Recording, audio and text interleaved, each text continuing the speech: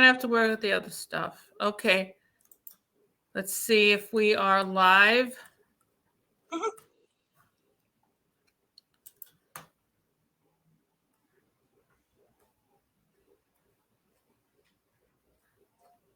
I don't see it.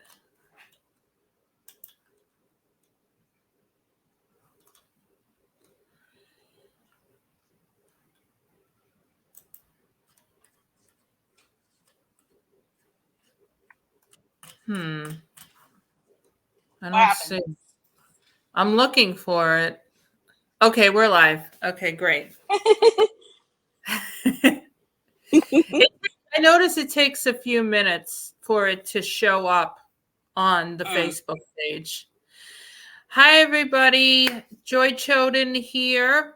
And thank you so much for joining us tonight. And I have a special guest tonight. You have seen her before. A few months ago, we had a discussion on the music of Brother, Can You Spare a Blonde? But today, since it's a new year, and it looks like there's a lot of exciting things in store for Moonlighting this year. And we've got some exciting things in store for you guys in this group with the upcoming interview with Deborah Frank, who is the writer, one of the writers of one of the most popular and acclaimed episodes of Moonlighting. The dream sequence always rings twice. So we thought, Christy and Diana and me thought it would be fun to, since we have so many new members in this group, welcome everybody that's new to the group. We explain a little bit about how this group came to be, really, the history behind this group. And no one, is better to explain that really than Christie Taylor. Because she is the creator of Moonlighting Strangers Fanzine, found on moonlighting21.com. I'll just explain a little bit about my part in this. My name is Joy Choden, and I've been a fan of Moonlighting since I was 7 years old when I saw the pilot. And I was not happy with the way the show ended. And back in 2001, reunions became very popular again. Especially from TV shows, because it was right after 9/11 and people were thinking about, what was simpler, better times. And there was an article that came out in, I believe it was the New York Post, that because of the success of the Carol Burnett reunion show, that networks were looking to pump out reunion specials. And so the Moonlighting community was, it was thriving online. And the show had, I believe the show was being aired on Bravo. Yeah, Bravo TV. Yeah. Yeah, and there was quite a few fan websites and message boards and chats and things like that. This is before social media, people. This is 2001. So, oh boy. Yeah, I know. So, so I loved Christie's fan fiction. And it was actually called Moonlighting in the 21st Century, which is what Moonlighting21.com stands for. So I loved her fan fiction, especially because, it had to do, and you could still check it out, by the way, on Moonlighting21.com. It was, really like where would Matt and David be now, right now, in 2001? Married with children, with kids, like kind of like a little bit pre-teenage kids.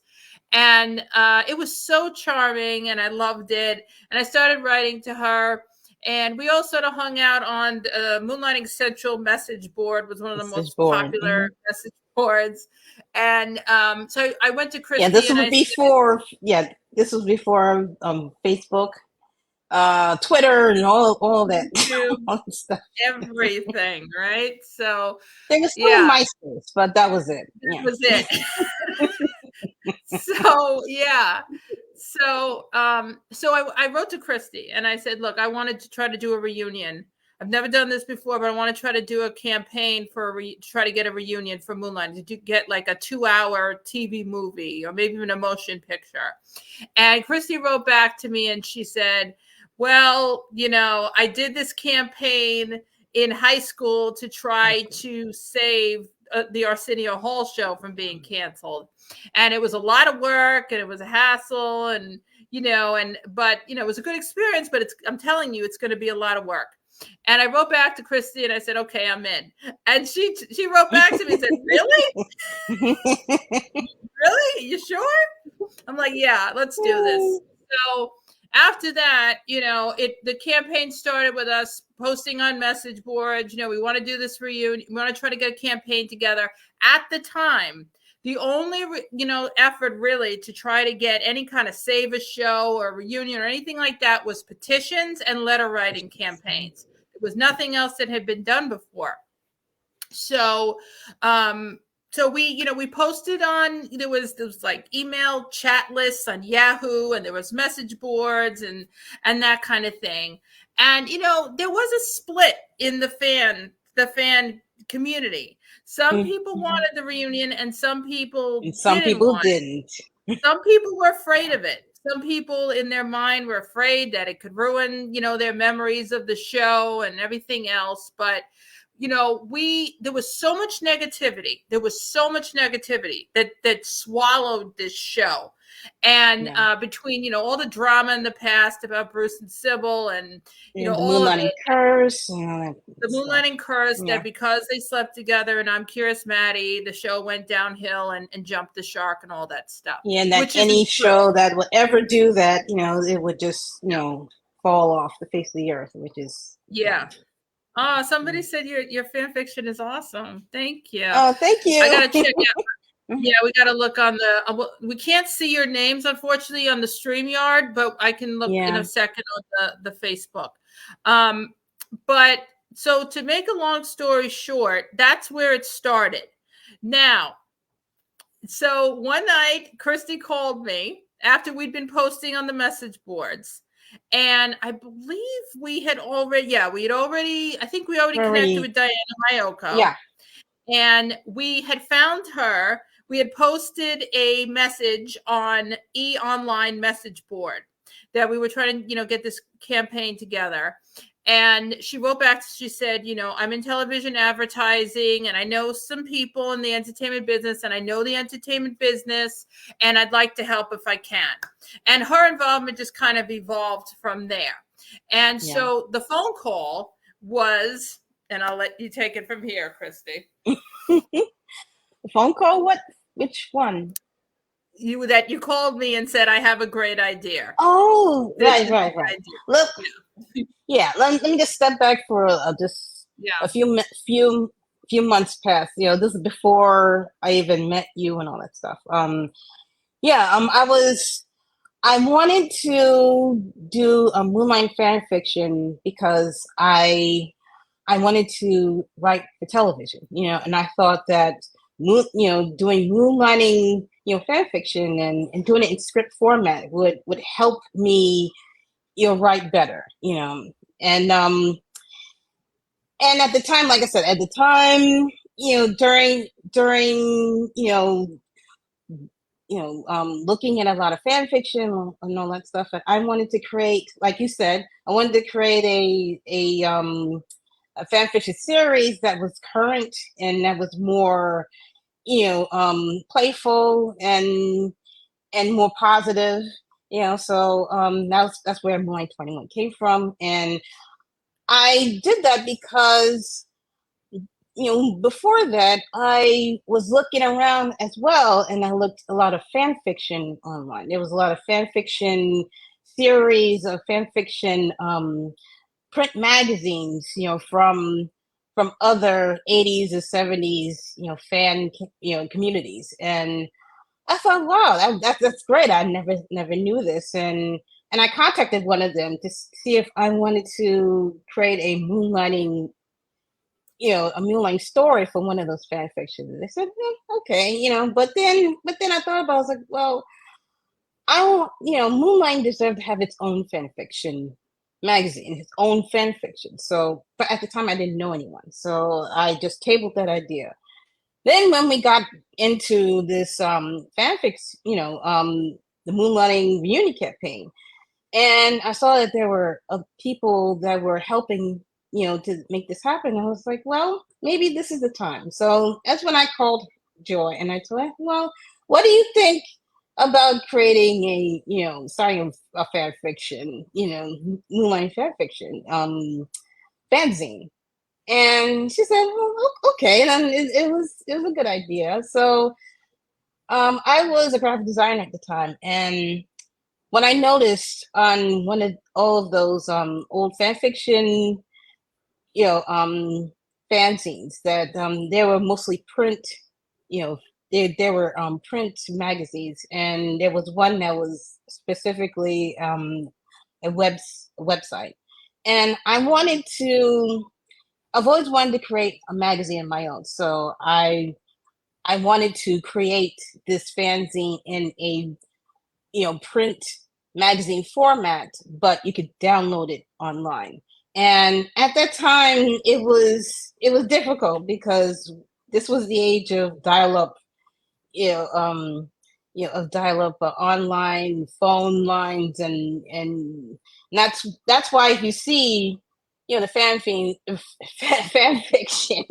the fan fiction on Moonlight21.com right now, that it's all in pieces. It's in because that's that was the bandwidth at the time was very, very small. And well, now you could download the whole thing, the whole all issues, it's no problem. But at that time, it was a huge problem. So that's why I had to cut it up into pieces, for people to download.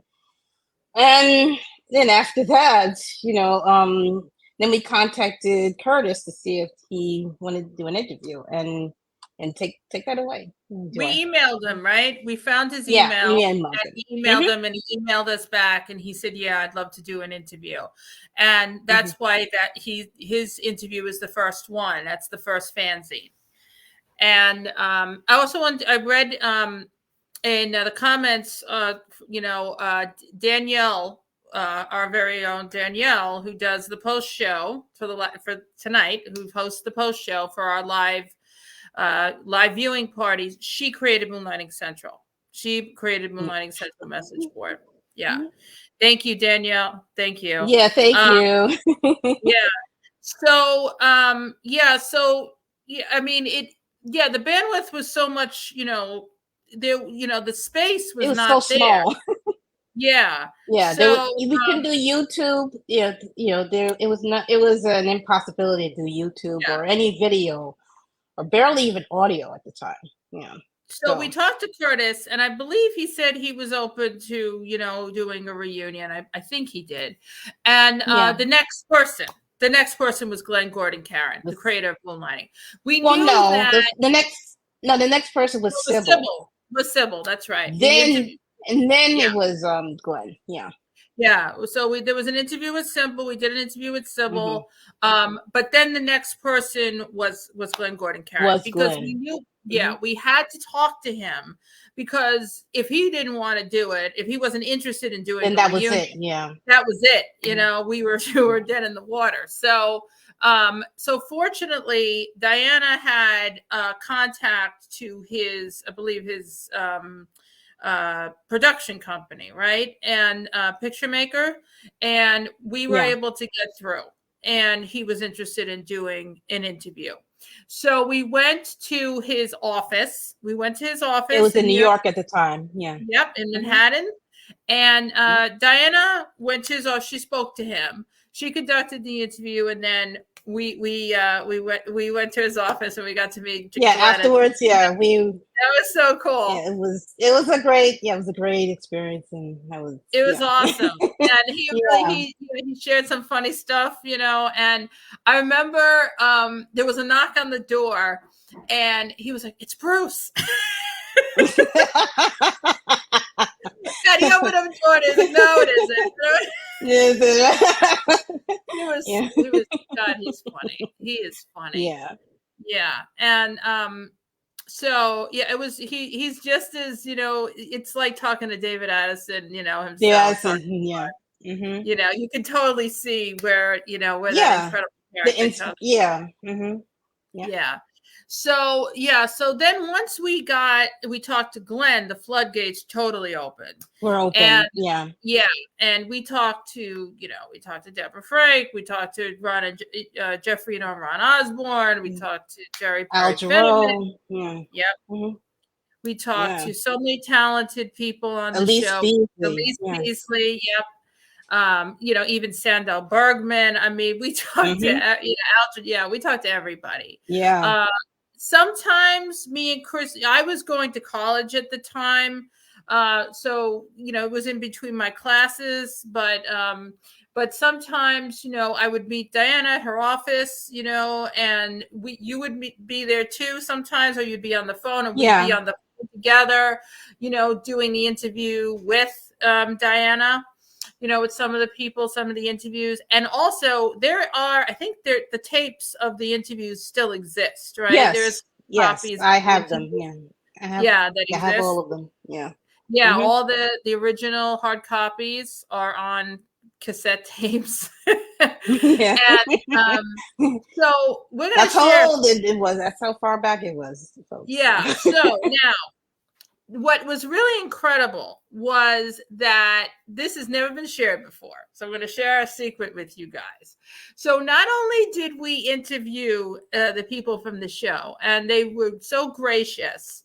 One of the things that we did that, I think maybe some of the corporate media might not do, I don't know, but we always would show the questions beforehand so that they would, what kind of questions that we wanted to ask, the interviewees from the show. So they would be able to see the questions we're thinking of.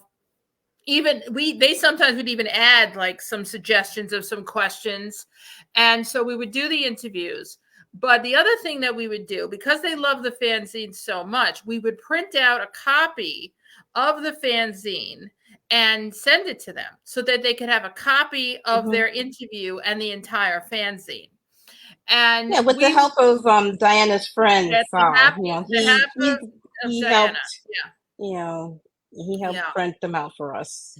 Yep. And so we would print them up, and then we wound up, because they loved the fanzines so much, we would print them and send them like every issue. We'd print them and mail them to them. And it was kind of a way of building community before there was social media, basically. Social media. Mm-hmm. Yeah. We would print the fanzines and we would send them to them, and they would get to see what we were up to. And we did and also, yeah. And also with each issue, because we also had a mail, an email list. So, for people who supported, our efforts, with the campaign and also with the fanzine, we will ask them, what do you want to send to the people that we were interviewing. So it was like, and it was more interactive that way. And with each issue, all the fans, would have the chance to would put their message in the fanzine for that particular person that was interviewed, and the people will see it, so it was, it was quasi, on social media. Before there was social media. It's before there was Instagram, Twitter, and all that. Because now you can just tweet them or send, post on their Instagram. Directly. Yep, but this is before it. So we kind of were creating like a social media thing before there was, through the fanzine. And so we did this for several years. We interviewed so many talented people from the show. For I know 4 years. Diana's listing, she's listing people too, on Facebook right now. And Diana was saying that it became a collector's item, especially for the people from the show. So that continued. And then how the campaign also evolved into that the DVDs were not coming out, despite the fact that the show had been running for a couple of years successfully on Bravo. The DVDs were not being released, but so many other shows were getting every show was getting released on DVD. This was the age of DVD. So which is starting to unfortunately die down now because of streaming. Yeah. But it hadn't come out. And the reason, as you guys know, is because of the musical rights. Right. Yeah. So the Moonlighting Reunion Campaign also evolved into the DVD campaign. And we knew that the key was to talk to Disney because they owned the rights to the show. So Diana fortunately had an interview. Diana Mayoko got a meeting with a representative from Buena Vista, from Disney.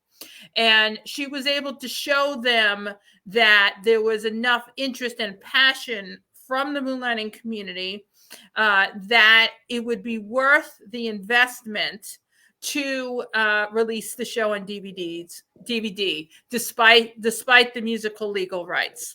And they actually partnered with Lionsgate. But as a result, you guys, as you know, we have almost all of the original music in the DVDs. Plus, the only one was that one episode, Lady in the Iron Mask. And Matt, everything else, was intact. We were told from our connection to Disney and Lionsgate that they were filming commentaries. Bruce and Sybil and Glenn and a lot of other people connected to the show, the writers, the producers, directors, they were filming commentaries for the there was going to be vignettes, there were going to be extras for the DVDs, and they were filming them in LA. So we all traveled to LA, and some of we interviewed on the camera. Some of us made it into the final cut. Some of us didn't. Which was real. That was not fun, but it is what it is. It's Hollywood. What can I tell you?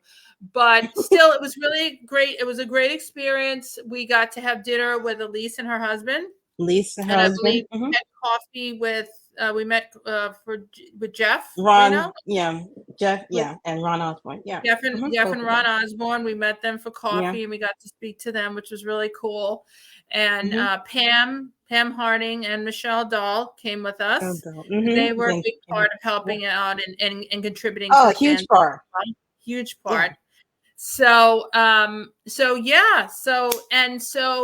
how it happened, that the campaign evolved and the DVDs were released, because we were able to show them that there was enough, the fan base was big enough for them to release all 5 seasons on DVD, that they would sell enough units that it would be a worthwhile investment. Yeah, because they had physical evidence, because of the fanzines. They can, you could see, it could show all the activities, that are in there, and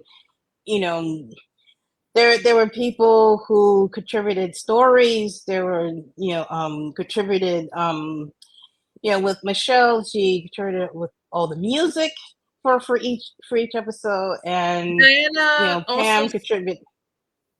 Go ahead. Sorry, I just want to share what Diana said after you're done.